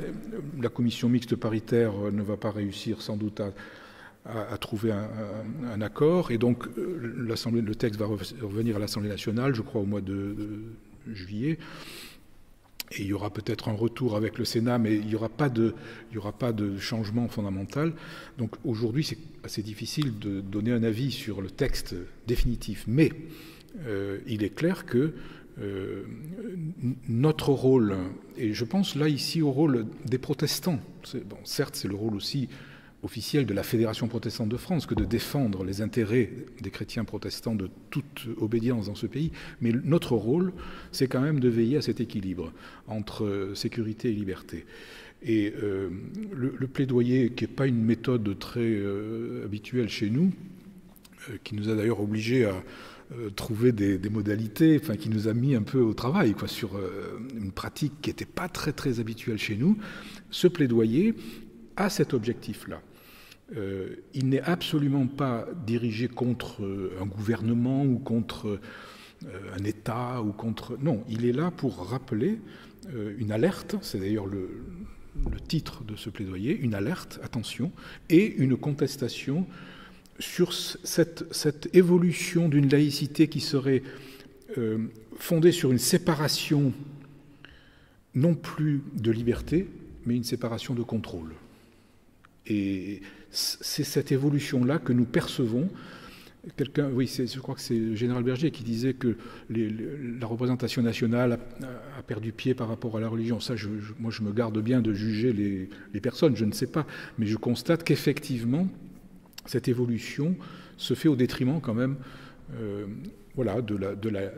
l'expression même de la liberté de culte par un certain nombre de dispositions. Oui, pour compléter ce qui vient d'être dit, sans rentrer encore dans le cadre du projet de loi, je crois qu'effectivement, et c'est ce qu'a pu rappeler l'Observatoire de la laïcité à plusieurs reprises, la multiplication des interdits, la transformation de la laïcité en une multiplicité d'interdits est contre-productive et n'est pas du tout efficace contre l'islamisme radical dont on parle là, contre le terrorisme en général. Clairement pas. Au contraire, lorsque, par exemple, vous allez étendre la neutralité d'apparence à des personnes qui n'exercent aucunement la mission de service public, à des simples citoyens, vous allez alimenter le discours victimaire qui va être celui tenu par des endoctrineurs radicaux. Donc c'est complètement contre-productif. Pour ceux qui sont sur le terrain, on le sait parfaitement. Il ne faut évidemment pas prêter le flanc à ce genre de critique et offrir l'argument de la discrimination à nos ennemis. C'est assez incroyable parce que c'est une évidence et visiblement elle n'est pas encore comprise par certains qui, je crois, du coup, ne sont pas au contact de la réalité. Pour lutter contre l'islamisme radical, il faut lutter sur les causes, sur le terreau, il faut assécher le terreau qui va permettre de faire prospérer certaines idéologies. Et donc c'est un travail de longue haleine, hein, c'est sûr. Alors il y a bien sûr des mesures de fermeté, et ça il les faut. Par exemple, il faut évidemment pouvoir fermer un lieu de culte lorsqu'il y a des propos tenus qui appellent à la haine, etc., sans pour autant s'immiscer dans la théologie, hein, attention, et tout en respectant bien entendu la liberté d'expression. Il faut pouvoir évidemment sanctionner durement toute personne qui impose à autrui une pratique religieuse. C'est l'article 31 de la loi de 1905. Et ça faisait des années que l'Observatoire demandait à ce que cet article soit enfin appliqué, ce qu'il ne pouvait pas être suite à une réforme du Code pénal et tout simplement à des peines encourues qui n'étaient pas celles prévues par la loi. Enfin, c'était une chose assez basique à changer. Enfin, ça va être changé et c'était une très bonne chose. Ça faisait des années qu'on le demandait. Ça, ce genre de fermeté, il le faut. Il faut également, bien sûr, être très ferme vis-à-vis de certaines ingérences étrangères, idéologiques étrangères. Or, force est de constater que depuis les années 90, il y a des ingérences idéologiques qui vont émaner des pays du Golfe, Arabie Saoudite, Qatar en particulier, face auxquels très peu a été fait. Peut-être aussi parce que ce sont des pays qui financent aussi certains secteurs de notre économie. Et il faut pour autant être franc dans notre diplomatie et s'opposer, bien sûr, à certaines ingérences idéologiques, certaines diffusions de thèses rigoristes qui ne correspondent d'ailleurs pas du tout à l'islam général qui était pratiqué et qui est pratiqué majoritairement en France. Il faut aussi, enfin, par exemple, être beaucoup plus actif pour renforcer la mixité sociale, pour éviter les replis communautaires dans des quartiers où vous avez une homogénéisation trop large de la population et donc une absence d'interaction socioculturelle et cette absence va favoriser des replis communautaires. Donc il faut lutter pour beaucoup plus de mixité sociale également. Il faut agir sur à la fois du préventif et de la fermeté.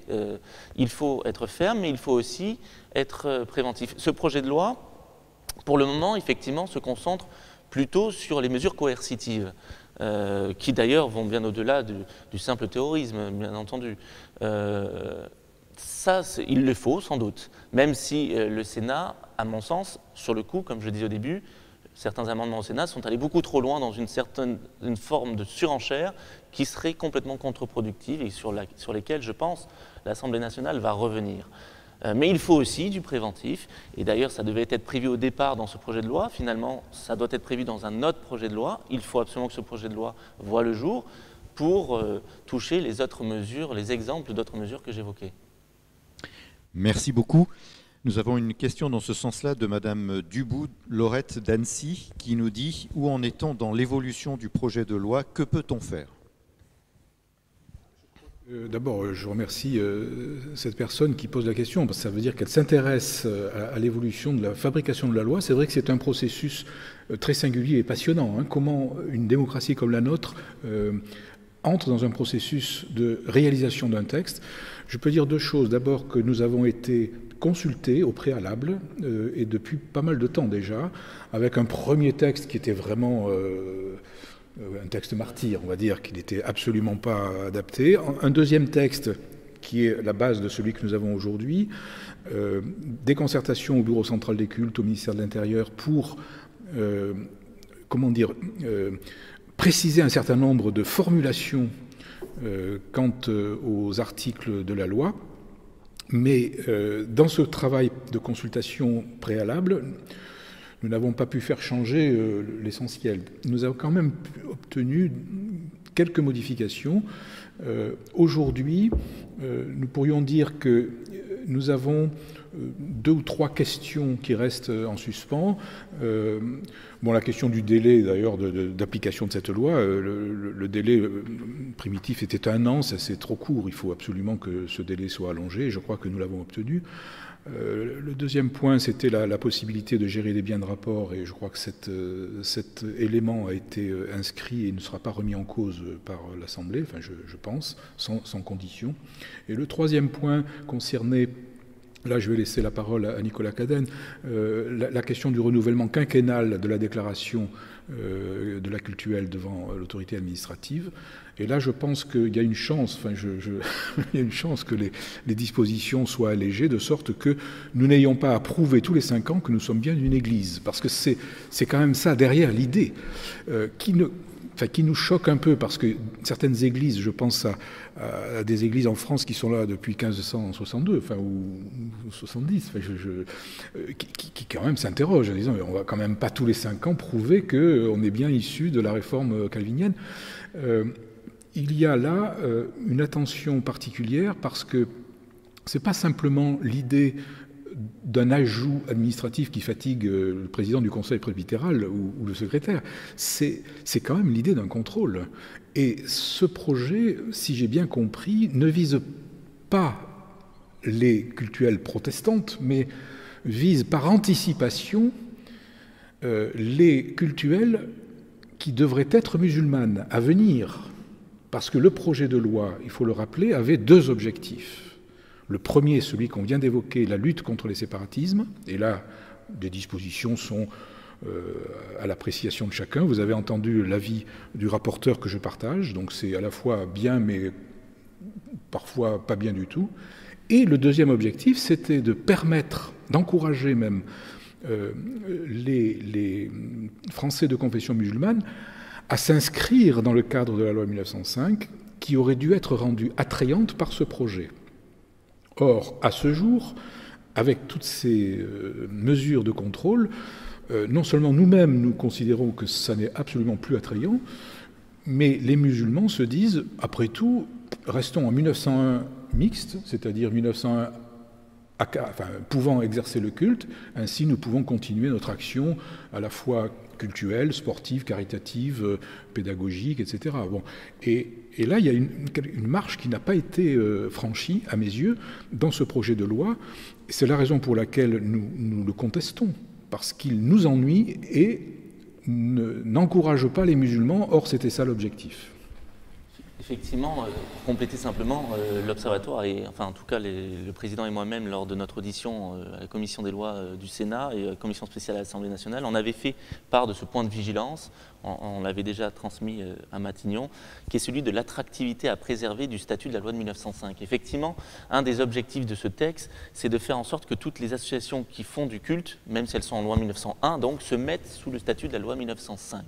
Comme vous le savez, en 1905, comme l'Église catholique a refusé l'application de la loi et a refusé de créer des associations cultuelles loi 1905, le législateur a dû légiférer à nouveau en 1907, c'était évoqué tout à l'heure par François Claveroli, pour permettre aux lois 1901 de faire du culte. Et du coup, depuis lors, on a pas mal d'associations, notamment de cultes qui se sont installées plus récemment dans l'Hexagone, qui sont en loi 1901 et pas en loi 1905. C'est surtout le cas du culte musulman et puis du culte bouddhiste.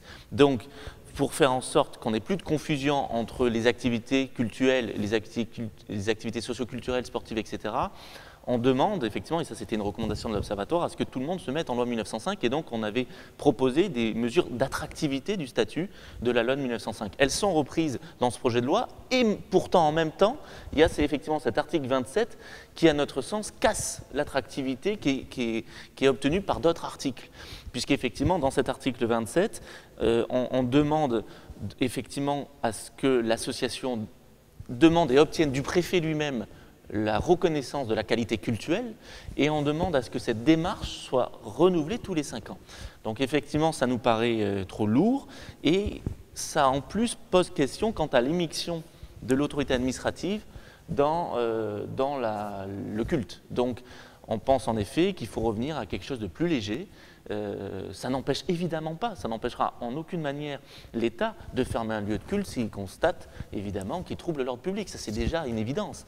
Donc, à partir du moment où il a cette capacité, qu'il faut évidemment préserver, nous pensons inutile de trop largement alourdir cette reconnaissance, parce qu'effectivement, ça risque de maintenir beaucoup d'associations de confession musulmane ou bouddhiste, par exemple, en loi 1901. Par exemple, j'entendais même, je crois, le recteur de la Grande Mosquée de Paris, qui est quand même pourtant une grosse association, qui hésitait du coup à se mettre sous le statut de 1905 en raison de cette disposition.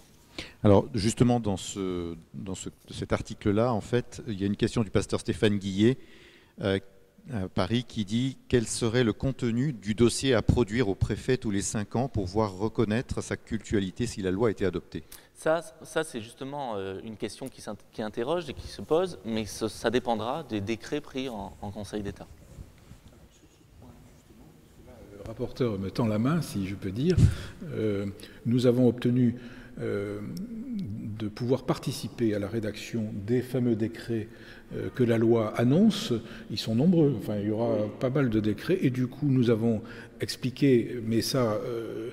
Enfin, je le dis avec un peu d'assurance, mais en fait, je vous avoue que j'ai quand même découvert ce processus assez récemment. Nous avons quand même dit qu'il ne fallait pas trop mettre de choses dans la loi, parce que la loi, une fois qu'elle est votée, ne va plus bouger pendant longtemps. Donc, l'important, c'est de donner les grandes lignes et faire en sorte que dans les décrets, nous puissions justement affiner et peut-être atténuer ou pondérer ou ajuster des dispositions. Et donc nous avons obtenu d'être associés à la rédaction de ces décrets. Ça, c'est, je trouve, aussi un bon point du plaidoyer, enfin, qui nous a fait participer au fond à cette élaboration. Alors, on va continuer. J'ai une question de... Sur la question de l'enseignement à l'école. À domicile. À domicile, pardon.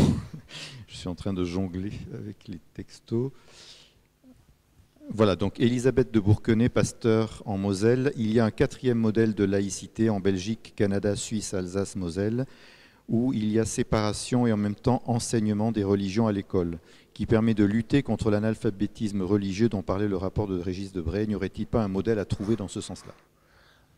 Moi, juste là, je rappelle combien, effectivement, il est important, essentiel de renforcer l'enseignement laïque des faits religieux. Il est dans les programmes depuis des années, mais il n'est pas enseigné du fait d'une absence de formation des enseignants dans leur formation initiale, dans les INSPE, maintenant, les anciens UFM, et dans leur formation continue. Donc ça fait des années que l'Observatoire de la laïcité demande à ce qu'il y ait une véritable formation à l'enseignement laïque des faits religieux pour les enseignants. C'est censé être transdisciplinaire, c'est-à-dire que chaque enseignant doit pouvoir traiter des faits religieux, parce qu'effectivement, les influences de ces faits religieux en tant que faits sociaux se retrouvent dans différentes matières. On peut en parler en histoire, mais aussi en géographie, on peut en parler en littérature, en français, on peut en parler bien sûr dans les arts, en musique. Donc, en philosophie, dans toutes ces matières, les enseignants doivent normalement être en capacité de traiter de ces questions-là, et du coup, en capacité de réagir aussi à des interpellations possibles en classe de la part d'élèves sur ces questions sensibles, très sensibles, de la religion. Aujourd'hui, très souvent, ils n'osent pas traiter de ces questions-là parce qu'ils ils ne se sentent pas outillés sur un sujet aussi sensible. Et c'est pour cela, je le répète, qu'on demande sans arrêt, effectivement, depuis notre installation, à ce qu'enfin on outille les enseignants sur ces questions-là. Nous-mêmes, nous avions proposé des outils. Il y a des associations qui ont fait des choses formidables. Il y a bien sûr l'IESR, l'Institut européen en sciences des religions, qui est là aussi pour former les enseignants. Il y a donc des moyens, des possibilités d'avancer. Il faut simplement maintenant que le ministère concerné, de l'Éducation nationale, l'administration et le ministre, s'investissent pleinement sur cette question qui nous paraît absolument essentielle, parce qu'effectivement aujourd'hui, il y a une double inculture dans notre pays, une inculture laïque, parce qu'en réalité on croit que tout le monde croit savoir ce qu'est la laïcité, mais pas tant que ça, et encore moins dans son application concrète, parce que la pédagogie de la laïcité a été abandonnée pendant trop longtemps, et ça sur le coup on est revenu dessus, et c'est une bonne chose. Depuis notre installation, on a aussi permis ou aidé à l'instauration de l'enseignement moral et civique, etc., qui traite de la laïcité, ça c'est important, même si, là encore, on considère que les enseignants ne sont pas suffisamment outillés et accompagnés sur cette question-là. Et puis, il y a une inculture des faits religieux, clairement. Les gens, du fait de la sécularisation, ça c'est normal, s'éloignent du fait religieux, mais pour autant, c'est pas pour autant qu'ils doivent être totalement... inculte sur les faits religieux. Sans être croyant, il pourrait connaître les faits religieux, bien entendu. C'est important parce que c'est une clé de compréhension du monde. Donc, pour lutter contre cette double inculture, il y a nécessité de renforcer cet enseignement dès l'école. Je peux ajouter quelque chose à partir de ce que vous venez d'entendre sur les initiatives qui ont déjà été prises. Je pense à l'Institut européen des sciences religieuses. Je sais qu'en Alsace, justement, après cette mutation de l'enseignement de la religion dans les écoles primaires et dans les collèges, parce que justement il y a eu cette modification des dispositifs, les cultes chrétiens se sont mis au travail pour faire une proposition d'enseignement du fait religieux, non plus la catéchèse, non plus l'enseignement confessionnel, mais le fait religieux. Je sais que le pasteur Christian Krieger a été très à la manœuvre sur ce sujet-là, en faisant une proposition. Je ne sais pas où ça en est. Est-ce que l'Académie a entendu ça? Est-ce qu'elle l'a reçu? Est-ce que c'est un modèle peut-être provisoire, mais transitoire, mais prometteur, dans une région où il y avait déjà cette présence de l'enseignement dans les établissements scolaires, et ça pourrait être une anticipation de ce qu'on pourrait connaître dans la France de l'intérieur. Ça, c'est le premier point. Le deuxième point, c'est quand même que la loi lutte en particulier contre ce qu'on appelle la déscolarisation. Parce que l'enseignement religieux à la maison, c'est une chose. Bon, les protestants ne sont pas très engagés là-dessus, à vrai dire. Ce n'est pas un sujet que nous avons inscrit dans notre plaidoyer. C'est très latéral. Enfin, ça ne nous concerne pas, j'allais dire, directement. En revanche, la lutte contre la déscolarisation est un véritable fléau. Alors, les chiffres que nous avons entendus de la part du ministère nous ont un peu étonnés, parce que ce sont des chiffres assez importants, mine de rien. Et surtout, nous imaginons qu'il s'agit d'enfants, de jeunes enfants, qui vont donc grandir. Et là, il y a une vraie inquiétude. Qu'est-ce que ça signifie que la République laisse se faire déscolariser toute une génération qui va grandir et qui va finalement être habitée culturellement, civilisationnellement, par d'autres référents que les référents, alors on va dire comme ça rapidement, de la République ou des valeurs de la démocratie occidentale. Là, il y a un vrai danger, et je pense que cette lutte contre la déscolarisation est un vrai défi pour notre pays. J'ai une question pour vous, Monsieur Cadenne. Lorsqu'on observe comment les religions sont présentes et présentées dans les médias, la laïcité à la française, entre guillemets, paraît moins à l'aise que d'autres régimes en Europe. L'Observatoire forme des policiers et des gardiens de prison, mais qu'en est-il des journalistes? Oui, on forme beaucoup de monde. On a proposé de former des journalistes.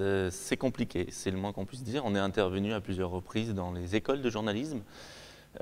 Mais il est vrai que ça rejoint un peu ce qu'on disait tout à l'heure et cette double inculture. Et effectivement, ça touche tout le monde, y compris du coup les prescripteurs d'opinion que sont notamment les journalistes, cette double inculture. Donc beaucoup de journalistes, en effet, ne sont pas bien au fait des faits religieux, ni même de la laïcité d'ailleurs.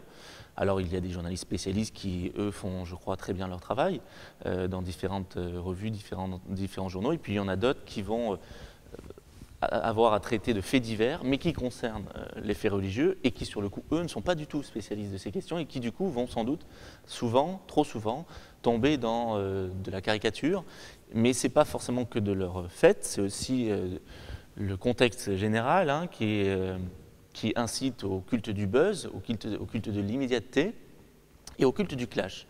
Donc on n'a plus le temps de la réflexion, on demande aux journalistes, les directions rédactionnelles vont leur demander de répondre très vite à un fait divers, de très vite faire un sujet dessus, sans avoir pris le temps d'interroger des personnes concernées, des acteurs concernés, sans avoir pris le temps de la réflexion.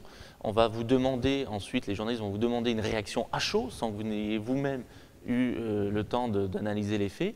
Et ça, c'est un vrai problème, parce que ça incite effectivement aux clichés, ça incite aux analyses simplistes, et pas simplement simples, aux caricatures, et du coup, ça alimente la peur vis-à-vis des religions. Donc il faut y faire extrêmement attention, mais c'est au niveau, je crois, des directions des médias qu'il faut une prise de conscience pour qu'ils donnent un peu plus de temps au temps et qu'ils laissent et pourquoi pas qu'ils proposent effectivement à leurs équipes, aux journalistes, de suivre un certain nombre de formations qu'on a mis en place et qui aujourd'hui ne peuvent pas être suivies par eux par manque de temps justement.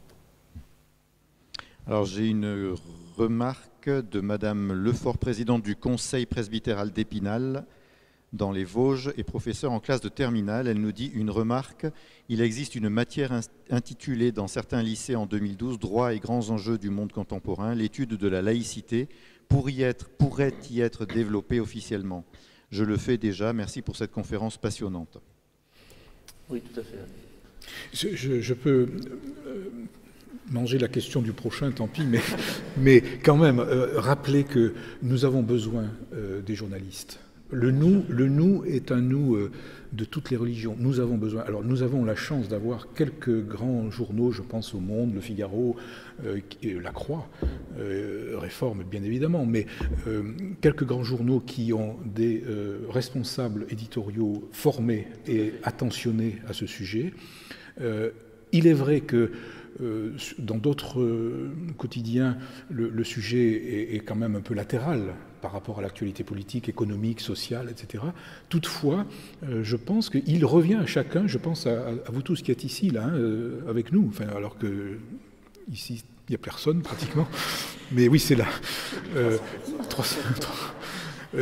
Il revient au fond à chacun de nous d'avoir cette attention réciproque, comme les journalistes ont une attention aux faits religieux, que nous ayons une attention aux journalistes, pour non pas les prendre à rebrousse-poil, mais au contraire pour leur dire quel intérêt extraordinaire ils ont à s'intéresser aux faits religieux, qui est porteur de sens et de ressources, précisément pour la fabrication de la société de demain. Et l'élément religieux, lorsqu'il est humilié, ressort d'une façon ou d'une autre, ou revient dans la maison, plus exactement. Si on le sort par la porte, il revient par la fenêtre, mais grimaçant et agressif. Et donc il s'agit d'arriver à faire comprendre ça, mais tranquillement, à l'interlocuteur, qui va écrire un texte très bref. Les chroniques religieuses sont généralement très brèves, mais où l'aspect positif de la confession peut être quand même valorisé. J'ai peut-être une dernière question pour maintenant. C'est bonjour de la part de la pasteure Béatrice Cléo-Mazir de l'Oratoire du Louvre à Paris. Bonjour et bravo pour cette conférence passionnante et à nos deux intervenants pour leur engagement. Alors, première question, quelle aurait été une bonne réforme de la loi de 1905 ? Y avait-il des choses à modifier pour renforcer la laïcité ? Et puis, vous avez parlé de mixité sociale pour renforcer la laïcité. Le dialogue interreligieux et interconvictionnel peut-il être un levier d'action ? Comment soutenir les associations et initiatives locales ? Alors, on verra si le projet de loi en cours constitue au final une bonne réforme, je l'espère encore, de la loi de 1905. Je crois que déjà, la loi de 1905, dans ses grands principes, ne doit pas être modifiée. L'équilibre général doit être préservé. Les articles 1, 2 et 4, donc liberté de conscience, séparation des églises et de l'État, association cultuelle, ce sont des principes fondamentaux de cette loi et ils doivent être préservés. Cet équilibre qui revient aussi à la Déclaration des droits de l'homme entre les libertés individuelles et le cadre collectif doit être préservé. En revanche, effectivement, il y avait des adaptations techniques à apporter et qui peuvent être apportées par ce projet de loi. Par exemple, la pleine et bonne application de l'article 31 pour sanctionner ceux qui imposent une pratique religieuse à autrui, ou d'ailleurs pour aussi sanctionner ceux qui empêchent les autres de pratiquer un culte s'ils le souhaitent. Mais aussi, par exemple, c'était très important, c'est un objet essentiel de cette loi, le fait d'être en association cultuelle, donc l'attractivité du statut loi 1905 d'association cultuelle. Et là, il y a des articles positifs et un article sur lequel nous, on pense qu'il va trop loin, on en a déjà parlé, c'est l'article 27. Donc voilà, on verra jusqu'où aboutit la discussion parlementaire. Mais je pense que ça peut être une bonne réforme si tout cela est bien pris en compte. Ça pourrait être une mauvaise réforme si elle cède à l'émotion, et si c'est l'émotion qui parle, et si on transforme la laïcité en une multitude d'interdits nouveaux qui n'auraient aucun sens avec notre histoire et avec l'origine même de cette laïcité. Après, effectivement, il faudra accompagner ce texte d'un autre texte pour renforcer la lutte contre les discriminations, pour renforcer la mixité sociale, le sentiment d'appartenance aussi à la nation. Alors là, ça ne passe pas forcément par la loi, mais c'est très important de renforcer le sentiment d'appartenance à la nation parce que vous avez surtout chez les jeunes, beaucoup de jeunes Français qui ne se sentent pas toujours perçus comme Français. En particulier quand ils sont issus des Outre-mer ou de pays de 2e, 3e, 4e génération subsahariens ou maghrébins ou d'Asie, etc. Ils ne se sont pas pleinement perçus comme Français par les autres.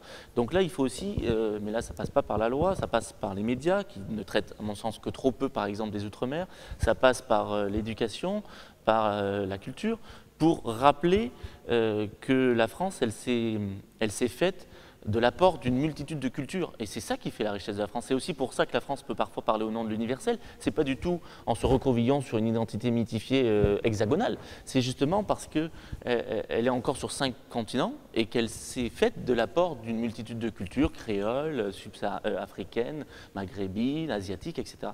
Donc je crois qu'il y a vraiment nécessité aussi de parler davantage de personnalités qu'ont fait ce pays, comme, moi je les cite souvent, mais comme l'émir Abdelkader, comme Henri Sidambarom, comme Déo Ventry, comme Léopold Sédar Senghor ou Serda Garriga, des personnalités d'horizons très différentes, de convictions et de croyances très différentes, mais qui ont toutes été décorées par la République parce que laïque, justement. Voilà, donc ça passe pas forcément par la loi, mais il faut aussi, je crois, en parler.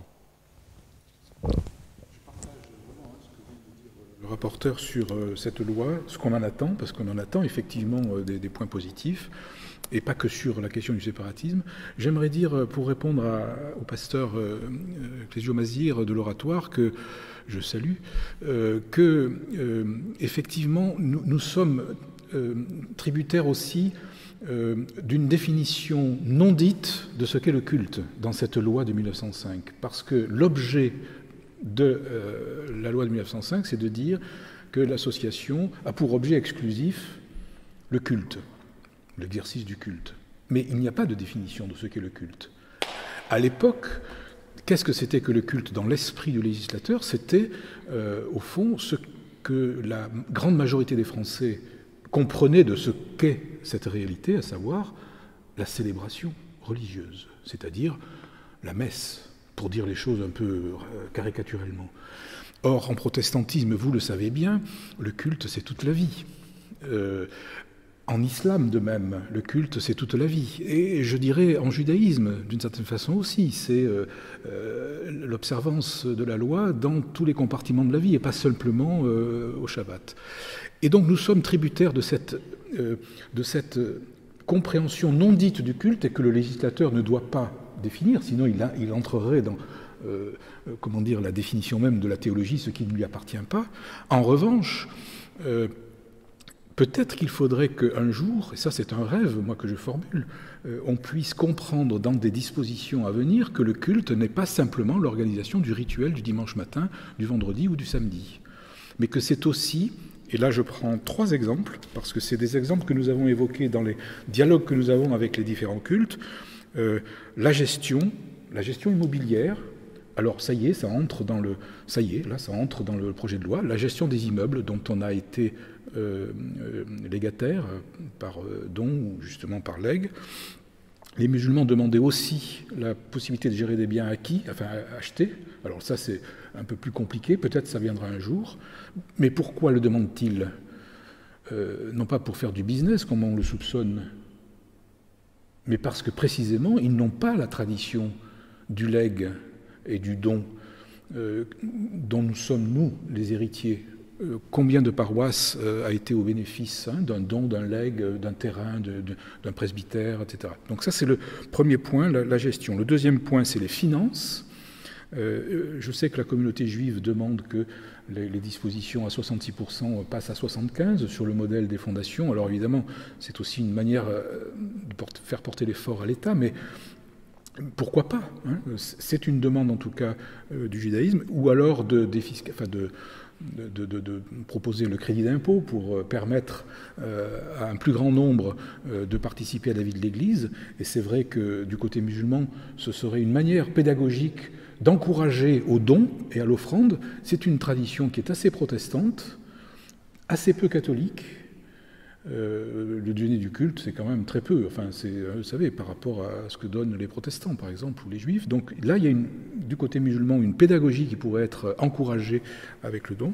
Et puis, au plan de la solidarité, vous voyez, donc gestion immobilière, finance, et puis solidarité. Est-ce que l'exercice du culte n'est pas aussi quelque chose qui est coloré par la solidarité? Je pense à l'Eucharistie qui symbolise, comme le disait le professeur Gagnebin, les mains qui se croisent et les mains qui se tiennent, hein, c'est-à-dire à la fois la prière et le sacrement, et en même temps, par le cercle qui symbolise la communauté, la solidarité entre les membres. Et donc le culte a aussi une dimension solidariste, enfin de solidarité, qui pourrait être favorisé. Mais là, je rêve, parce que je sais que, évidemment, le rapporteur général me dira que non, l'objet du culte est exclusif, et on reviendra à cette définition très, très ritualisée de ce qu'est le culte, et non pas beaucoup plus large et théologique, comme j'essaye de l'exprimer un peu maladroitement.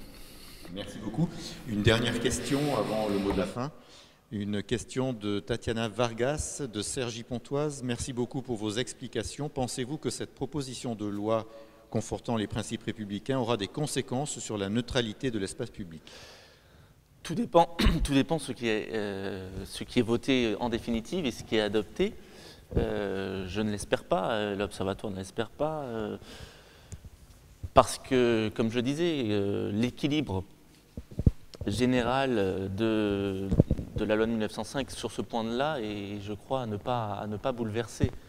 Il faut bien comprendre que la laïcité, elle n'impose la neutralité qu'à ceux qui exercent le service public, exercent une mission de service public, qu'à l'administration publique, au bâtiment public et à ceux qui exercent la mission de service public, parce que ça a un sens, parce que l'État est séparé précisément des cultes, et que de cette séparation découle justement cette neutralité de tous ceux qui représentent l'État et plus largement l'administration publique et les collectivités locales, etc. Parce que cette administration publique, évidemment, elle se doit d'être parfaitement impartiale vis-à-vis de tous les citoyens, quelle que soit leur conviction, quelle que soit leur croyance. Elle ne peut pas afficher une religion puisqu'elle ne peut pas marquer une adhésion à un culte par rapport à un autre. Elle n'a aucune adhésion particulière. D'ailleurs, cette neutralité a toujours été étendue par la jurisprudence à toutes les convictions, à la politique, au syndicalisme, mis à part bien sûr les représentants syndicaux, à la philosophie. Lorsque vous êtes fonctionnaire, vous ne représentez pas votre individualité, vous représentez l'administration publique dans son ensemble. Et donc, effectivement, cette administration publique, elle n'a pas de couleur politique ou autre, elle n'a pas de religion ou de croyance, de conviction, elle est neutre. Donc vous êtes neutre, y compris en apparence, dans votre comportement bien entendu, mais y compris en apparence. Donc cette neutralité, elle est parfaitement justifiée dans le cas de cet exercice du service public et de cette représentation de l'administration publique. En revanche, si on l'étend au-delà, quel serait le motif? Quelle serait la justification? On ne peut pas dire au nom de la laïcité qu'on va imposer à un citoyen dans la rue la neutralité, comme c'est pourtant passé dans le cadre d'un amendement au Sénat. Ça n'a pas grand sens. Un amendement demande à ce que jusqu'à 18 ans, vous soyez neutre dans la rue, vous n'ayez pas de signe visible. C'est étonnant, puisque la laïcité va garantir, au contraire, y compris dans l'espace public, c'est aussi l'article 10 de la Déclaration des droits de l'homme et du citoyen, de pouvoir exprimer des convictions, même religieuses, dès lors qu'on ne trouble pas l'ordre public. Donc on ne va évidemment pas, enfin en tout cas je pense que ce n'est pas la bonne solution, faire la chasse à une personne de 17 ans qui porte la kippa ou à une autre personne qui porte un foulard ou un voile. Ce n'est pas en tout cas l'esprit de la laïcité, puisque l'État laïque ne juge pas les citoyens selon ce qu'ils portent ou selon ce qu'ils expriment comme conviction. Ils vont en revanche faire en sorte et contrôler le fait que ces citoyens ne l'imposent pas, leur croyance ou leur conviction ou leur signe, à quiconque et ne troublent pas l'ordre public. Mais dès lors qu'on n'est pas dans ce trouble à l'ordre public, ni dans cette imposition à autrui d'un signe ou d'une pratique, ce n'est pas à l'État laïque de l'interdire. Hein. Dans notre système laïque et plus largement dans notre système démocratique, dans tout État de droit, on n'interdit pas tout ce qui peut individuellement nous déplaire. On peut avoir du débat d'idées là-dessus, mais on ne l'interdit pas. On interdit ce qui trouble objectivement l'ordre public et ce qui est imposé à autrui contre sa volonté. Donc je pense qu'il faut vraiment faire très attention à préserver cet équilibre-là, parce que sinon, en effet, c'est la porte ouverte ensuite à la possibilité d'interdire tout ce qui ne plaît pas à tel ou tel, et en particulier à une majorité, et on reviendrait sur ce système où, en fait, on aurait le droit d'une majorité face à des minorités, alors que justement dans notre système laïque, il n'y a plus de minorité face à une majorité, il n'y a que des citoyens à égalité de droits et de devoirs. Merci beaucoup. Alors, on a parlé protestantisme et laïcité hier, aujourd'hui et demain. Alors en 2 mots, comment vous voyez les choses pour demain ? Pour demain, moi je dirais que si les principes ne bougent pas, enfin, sont les mêmes, hein, ce qu'on a évoqué tout à l'heure, ce que le rapporteur a rappelé de manière très précise, si les principes ne bougent pas, je pense que au vu des mutations que nous vivons les uns et les autres, les confessions et y compris le protestantisme, nous devons prendre garde à au moins trois risques. Le premier risque, c'est celui de contribuer à l'effacement dont je parlais tout à l'heure, c'est-à-dire l'enfouissement au fond d'une conviction religieuse qui se diluerait dans une société neutralisée religieusement. Ce risque-là existe dans certaines spiritualités, au fond, qui n'ont pas besoin d'expression publique trop offensive, dans la mesure où elles se contentent de leur propre vérité. Donc voilà, il y a un certain nombre de spiritualités et d'organisations qui vivent ça de manière très tranquille et qui finalement se retirent un peu. Voilà, c'est le risque de l'isolement. Le deuxième danger, c'est à l'inverse. La conduite agressive, la conduite agressive liée à une compréhension victimaire, celle que pointait du doigt tout à l'heure Nicolas Cadenne. L'agressivité n'est jamais une agressivité naturelle, elle est toujours fondée sur des motifs. Et ici, ce motif serait de dire les protestants ou les chrétiens sont persécutés par la République. Ce qui serait un discours très vendeur, on fait le buzz là-dessus très vite. Vous savez, le méchant législateur ou le méchant préfet ou le méchant maire qui haït les religions, etc. Donc ce discours victimaire et donc agressif déconsidère complètement les religions, inquiète même les élus, mais déconsidère les religions et ne contribue pas à l'unité, là je pense du protestantisme, à l'unité interne du protestantisme. Et puis le troisième risque, c'est, j'allais dire, l'indifférence. C'est-à-dire on fait comme si rien ne se passait. On fait comme si, au fond, notre Église serait la même hier, aujourd'hui et demain. Ça n'est pas le cas.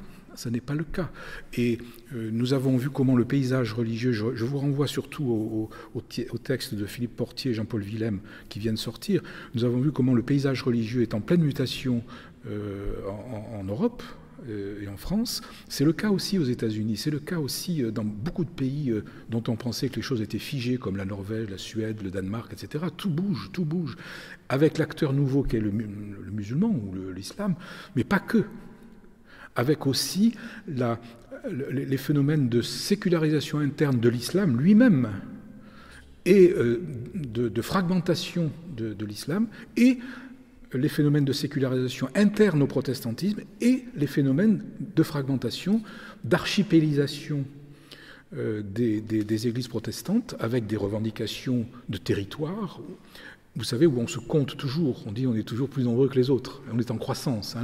L'idéologie de la croissance, qui est d'ailleurs rapportée à l'idéologie du 19e et du début du 20e, c'est intéressant que la théologie chrétienne, finalement, s'est saisie de cette idéologie de la croissance pour parler d'elle-même, et ça c'est la catastrophe, c'est-à-dire plus on est nombreux, plus on est fort, plus on a raison, plus on est les meilleurs, etc.